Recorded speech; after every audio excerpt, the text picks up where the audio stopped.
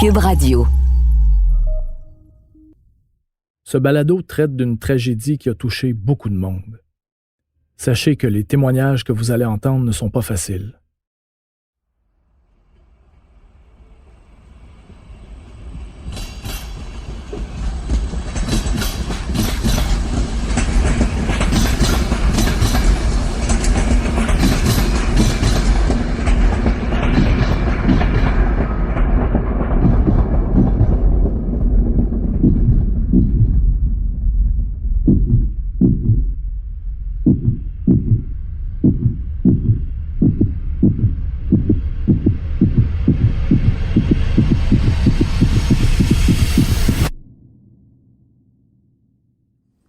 Pour moi, il y a eu un avant Mégantic et un après Mégantic.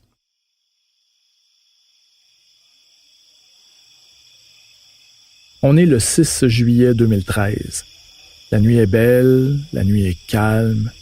Il fait beau, l'été est chaud, les terrasses sont ouvertes. Un peu partout au Québec, ça jase, ça rit. C'est un beau moment.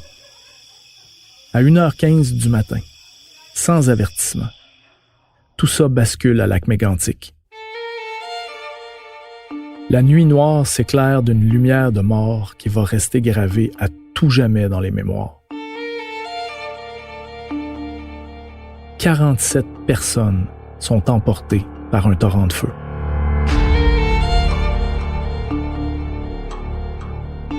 Il est 3 heures du matin. Ça recommence à bouger dans les salles de nouvelles. Les équipes se préparent, regardent ce qui s'est passé pendant la nuit. Le 6 juillet 2013, c'est autre chose.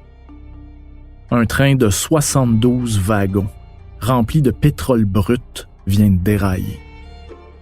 Les premières images qui arrivent sont bien trop épouvantables pour être vraies. Ce serait pas la première fois que de fausses images circulent sur les réseaux sociaux. Tu sais, ça venait peut-être d'un autre pays, d'ailleurs. Ça semblait juste impossible de voir ça ici, chez nous. Cette fois-là, le réveil est brutal.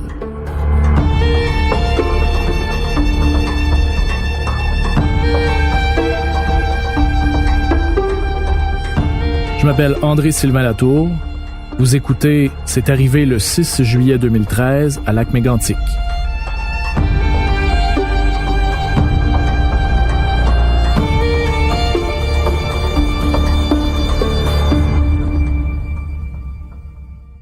Quand un événement aussi dramatique arrive, c'est normal d'être affecté. À différents niveaux, évidemment. Il n'y a rien de comparable avec ceux qui perdent un proche, c'est clair.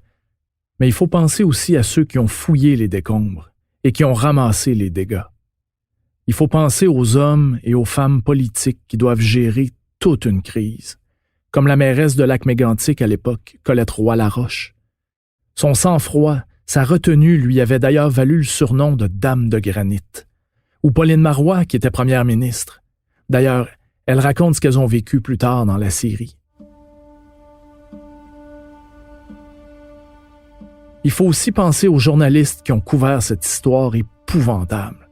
C'est eux qui ont permis de comprendre ce qui venait de se passer, qui ont permis à des gens touchés par la tragédie de poser des questions, de montrer leur frustration aux yeux du monde entier. C'est à travers les yeux des journalistes qu'on va revivre une des pages les plus sombres de l'histoire du Québec. Audrey Gagnon, journaliste à TVA Nouvelles. Ça faisait 5 ans que j'étais à TVA, à peu près 2 ou 3 ans seulement que j'étais reporter sur le terrain. En me réveillant, j'ai regardé mes courriels, là, comme je le fais tout le temps. Puis là, il y avait un nombre incalculable de messages sur ce qui venait de se passer à Lac-Mégantic. Je suis montée à bord de ma voiture, je suis partie. Il était peut-être à ce moment-là 4h30 du matin. J'ai dû arriver sur place vers 7h, 7h30, je me souviens plus trop. Mais j'étais une des premières journalistes sur les lieux. Je m'appelle Nicolas Saillant, je travaille au Journal de Québec et de Montréal depuis une douzaine d'années. Je me réveille le lendemain par mon patron, le patron de fin de semaine, qui me dit « Il se passe de quoi à Mégantic? Veux-tu y aller? » Là, encore une fois, moi, je sais absolument rien à ce moment-là de ce qui se passe. Il dit « Va regarder à LCN, puis rappelle-moi, j'ai besoin de toi. » J'ai fait ce qu'il m'a dit. J'ai ouvert LCN. Et là, évidemment, comme journaliste, là, tu peux pas faire autrement qu'être happé par les images que tu vois. Là. C'est-à-dire que les images vidéo, les gens qui avaient filmé les premières images, mais qui étaient catastrophiques, de la scène en pleine nuit, des wagons qui sautent. J'ai rappelé mon patron puis j'ai dit « Je pars ».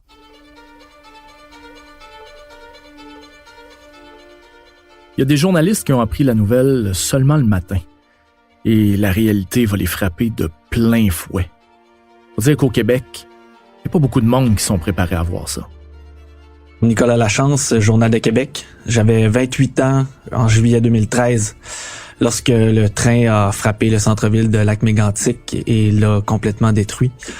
Une scène qu'on n'oublie pas lorsqu'on la vit pour vrai, là, lorsqu'on la voit, lorsqu'on arrive sur place.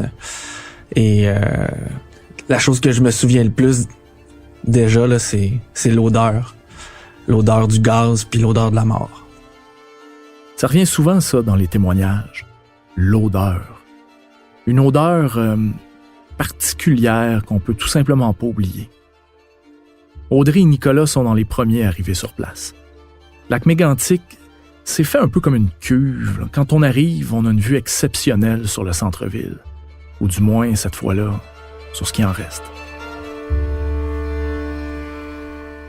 On voyait une flamme monter tellement haute dans le ciel. C'était une espèce de cheminée de feu. On avait des frissons, là. C'était particulier. On savait pas trop vers où. Je savais pas trop vers où je m'en allais. C'était un peu le chaos, là, à mon arrivée. En roulant, tu voyais le nuage de fumée à plusieurs kilomètres à la ronde. En arrivant sur les lieux, ben là, c'était se trouver un endroit où j'allais aller faire mes directs. Puis ce qui m'a frappé, c'est à quel point ça brûlait encore déjà, puis à quel point le nuage de fumée était impressionnant. Puis le périmètre, curieusement, était pas si éloigné que ça. On était comme quand même assez proche, sans être trop proche non plus.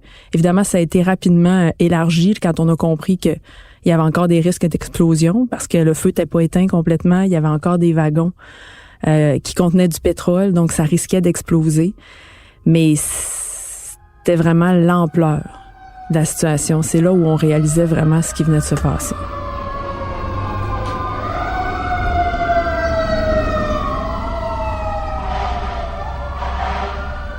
Sur la route, il y a plus de services d'urgence qu'on n'en a jamais vu au Québec.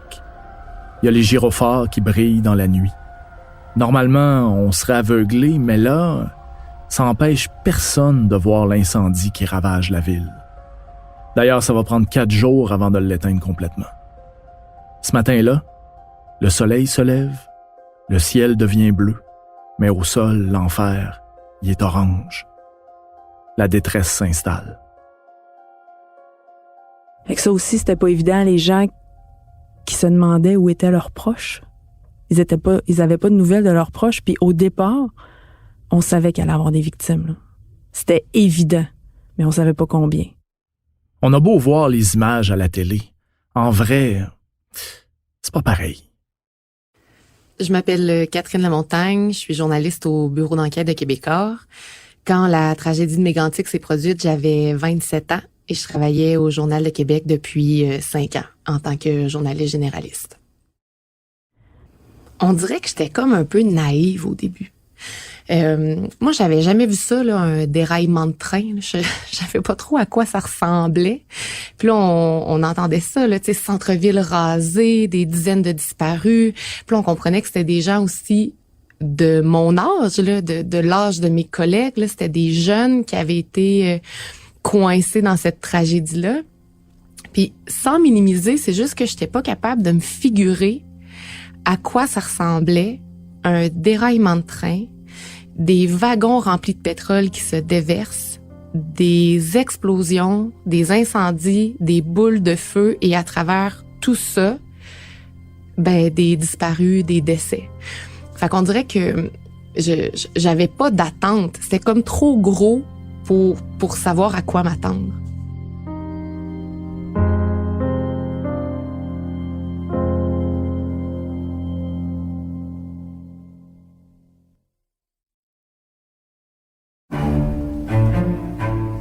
Se faire voler. Y a-t-il quelque chose de plus frustrant, de plus décontenançant? Et imaginez se faire voler par un ami très proche. Ou encore 5 millions d'abeilles quand tu es un apiculteur, ou une ambulance par une patiente que tu transportes à l'hôpital. C'est le genre d'histoire que j'ai recueilli auprès de victimes qui nous racontent avec émotion le vol qu'ils ont vécu.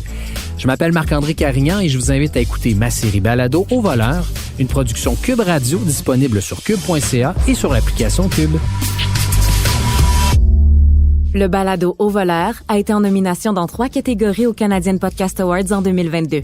Choix du public, meilleur graphisme et meilleure série documentaire.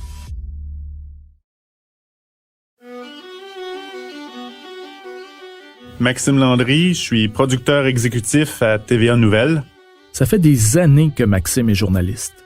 En 2013, c'est lui qui travaille dans l'hélicoptère TVA. Mais le 6 juillet, il a bel et bien les 2 pieds sur terre. Il est en vacances, en camping, dans le bois. Pas de réseau, pas de nouvelles.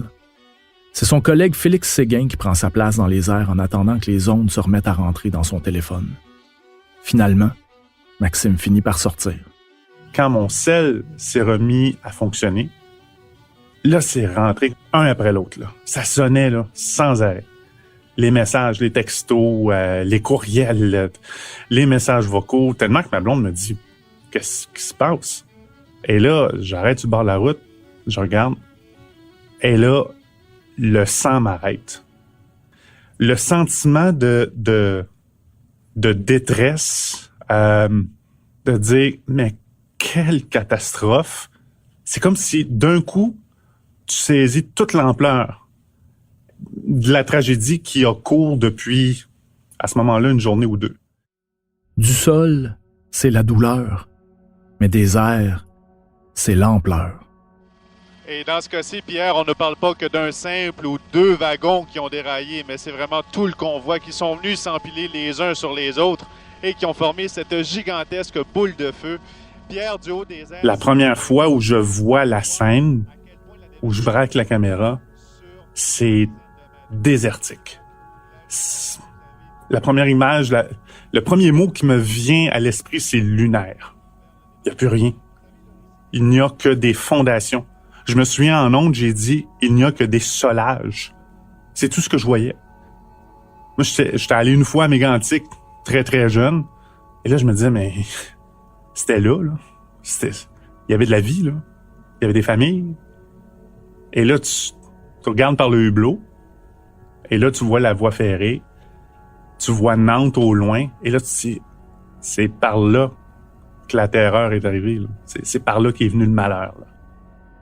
On dirait la fin du monde. Il y a une seule conclusion possible. Il n'y a pas eu de blessés cette soirée-là. T'es mort ou t'es vivant. C'était ça. Il n'y avait pas de... Tu survivais parce que t'avais couru assez vite ou c'était la vague de feu partait avec toi. Juste cette coulée de lave-là, ça donnait vraiment une idée d'à quel point c'était épouvantable, dans le fond, quand t'étais au centre-ville, en fait, ce que t'as vécu là, comment tu pouvais te sauver de ça, là? Comment tu pouvais te sauver d'un liquide noir qui se déversait partout, là? C'est impossible, là. Pour les gens de la place, c'est la consternation, la panique et évidemment l'inquiétude. Il y a trop d'émotions en même temps pour vraiment comprendre ce qui se passe. Il y a des gens qui se demandent « Est où ma fille? Est où mon père? Mon proche, peu importe. » tu sais.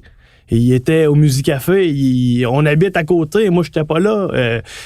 Ma sœur habite au centre-ville, moi j'habite un peu plus loin dans le village. Tu sais. Elle est où? Es-tu correct? On la cherche. Les autorités ont installé un bureau de fortune pour prendre le nom des disparus. Au milieu du chaos, il y a un père qui cherche sa fille. Il pose des questions, il veut savoir, il est rongé par l'inquiétude. Elle était sur la terrasse du Musicafé, le bord de la place, en plein cœur de l'explosion.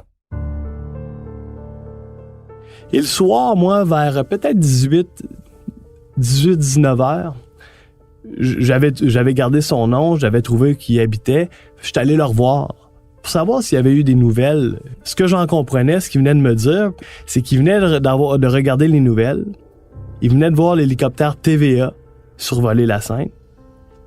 Lui qui habite Mégantic venait de comprendre que le village n'existait plus, puis que sa fille était au centre du village. Je réalisais que ça aurait tellement pu être moi qui étais là au Musicafé, parce que de toute façon, ce soir-là, j'étais sur une terrasse. J'étais sur une terrasse à Québec. J'étais avec des amis, parce qu'il faisait chaud, puis il faisait beau, puis je prenais une bière, puis on s'amusait ferme. Pareil comme les gens qui étaient sur la terrasse du Musicafé. C'est comme si c'était toujours dans ma tête un peu. Ça pouvait arriver à n'importe qui prenait une bière cette soirée-là, puis moi, j'en prenais une. Alors, j'étais pas si loin de ce drame-là, finalement, même si, bon, évidemment, j'ai pas été touché personnellement. Les journalistes ont les 2 pieds sur le terrain. Il faut qu'ils se détachent de tout ça. C'est la seule façon de bien expliquer ce qui se passe. C'est la seule façon de montrer au monde ce qui vient d'arriver. Est-ce que c'est facile de se détacher? Évidemment que non. Eux aussi, à voir tout ça, les émotions se bousculent en dedans. Mais ils n'ont pas le choix. C'est une question de survie. Au cœur de la dévastation, au milieu de la peine, peu importe qui on est ou ce qu'on fait là, tout le monde cherche une lueur d'espoir, un signe qu'on va pouvoir s'en sortir à un moment donné. Il est finalement venu comme un symbole étrange. La statue devant l'église. C'était une immense statue de Jésus, les bras ouverts. Il y avait une inscription là, sur le socle, du genre « Sauvez-nous », cœur de Marie ou cœur de Jésus, sauvez-nous, là, une affaire comme ça. Et ironiquement, ou miraculeusement peut-être, le brasier qui a suivi le déraillement du train s'est arrêté aux marches de l'église. Donc, cette statue-là surplombait la tragédie ferroviaire. Je ne suis pas pratiquante, là. Je suis plutôt même athée, mais il y avait quelque chose d'extrêmement symbolique là-dedans, je trouvais. L'Église a survécu au drame. Outre l'aspect religieux, là, on peut ressortir tout l'aspect religieux de là, mais c'était quand même un symbole fort de ça, tu sais, ça, une espèce d'emblème quand t'arrives dans ces villages-là, l'Église est restée sur place. Là. Tu sais, au moins ça tenait.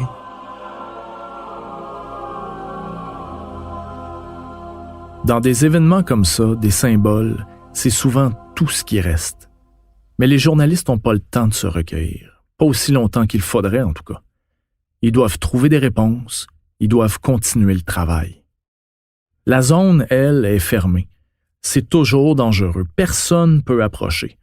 À travers la cendre, à travers l'huile, les autorités veulent retrouver tout le monde.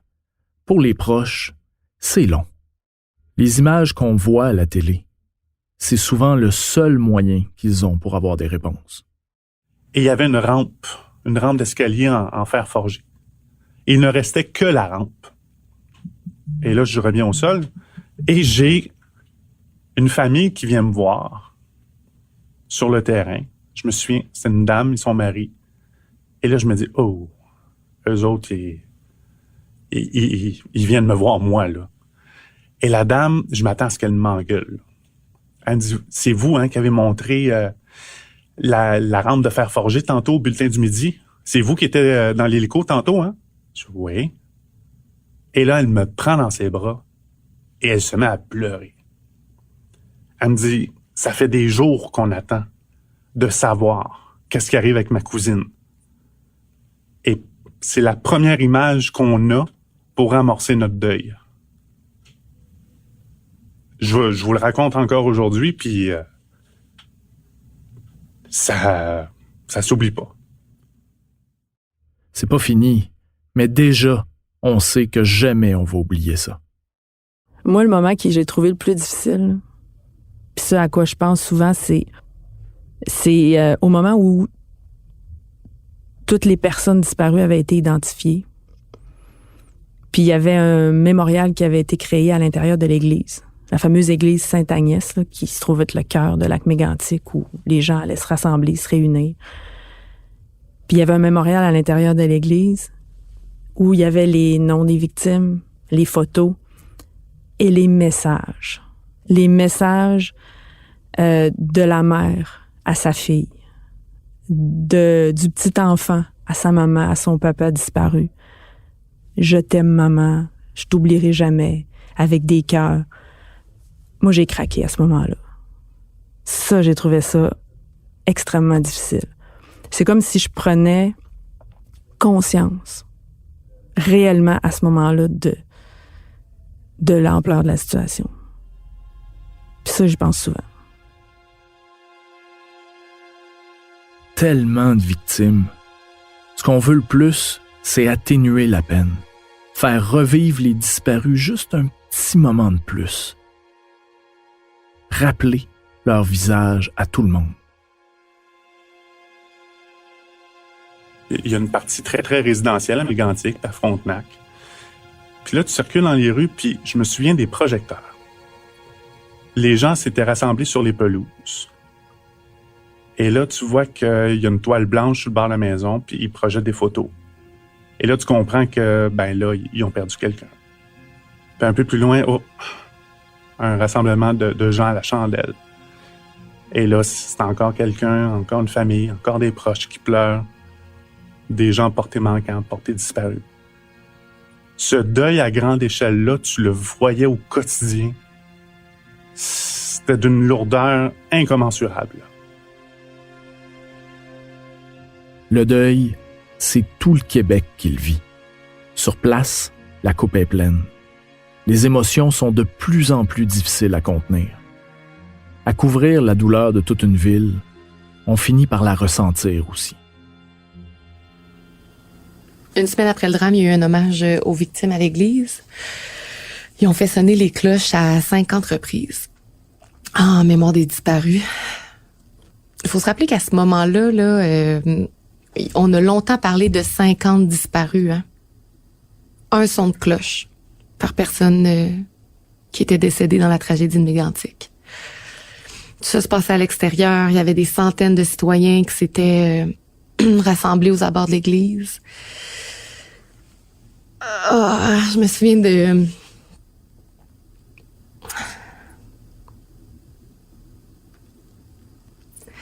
Je me souviens de m'être assise dans le gazon avec mon calepin puis mon crayon. Il faisait soleil, il faisait gros soleil, il faisait chaud. Puis là, le curé était sorti. Ça brasse vraiment des affaires.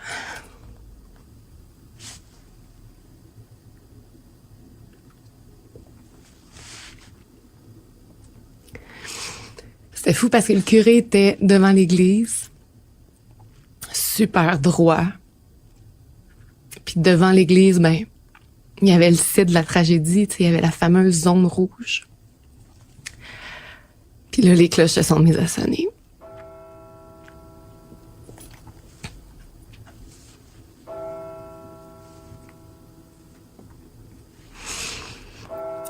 C'était impossible de retenir ses larmes.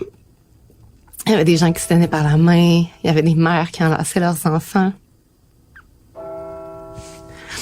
Je me souviens, il y avait même une porte-parole de la Sûreté du Québec qui était pas capable de retenir ses larmes puis qui enlaçait des citoyens. Clairement, tu voyais que l'espèce de retenue policière ne s'appliquait pas à ce moment-là. Je me souviens d'avoir pleuré aussi. C'était vraiment poignant. Puis après les 50 coups de cloche, il y a eu une minute de silence.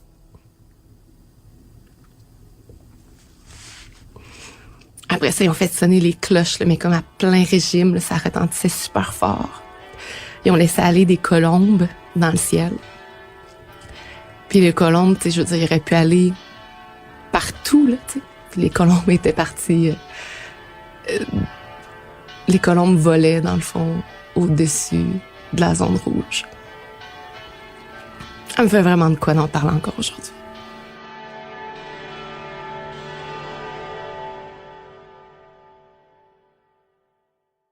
Mais les journalistes peuvent pas pleurer longtemps. Il faut se relever les manches. Ils ont un travail à faire, raconter les faits, écrire l'histoire.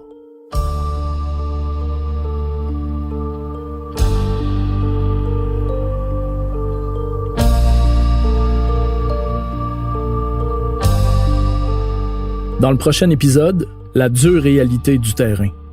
On a beau vous prévenir de l'ampleur, il n'y a rien qui vous prépare à une telle dévastation. Vous allez voir, quand vous allez descendre l'autobus, ce que vous allez vivre là, ça n'a rien à voir avec tout ce que vous avez vécu dans votre vie. Là, tu te dis, on en a vu d'autres, là. Mais il y avait raison. Quand tu mets le pied, ça craque. Tellement le sol il est sec. Il n'y a plus rien. Il n'y a plus un brin d'herbe. Il n'y a plus un arbre. Il n'y a rien.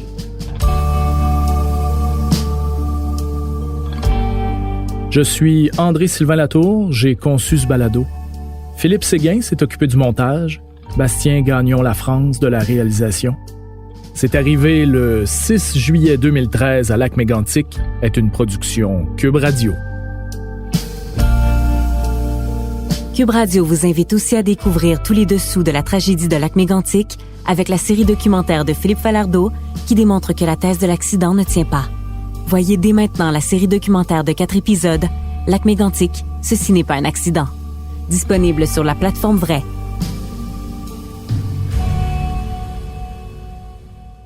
Si vous avez besoin de soutien, d'aide, ou si vous sentez qu'un proche traverse des moments difficiles, s'il vous plaît, n'hésitez pas à contacter 1-866-APPEL, 1-866-277-3553.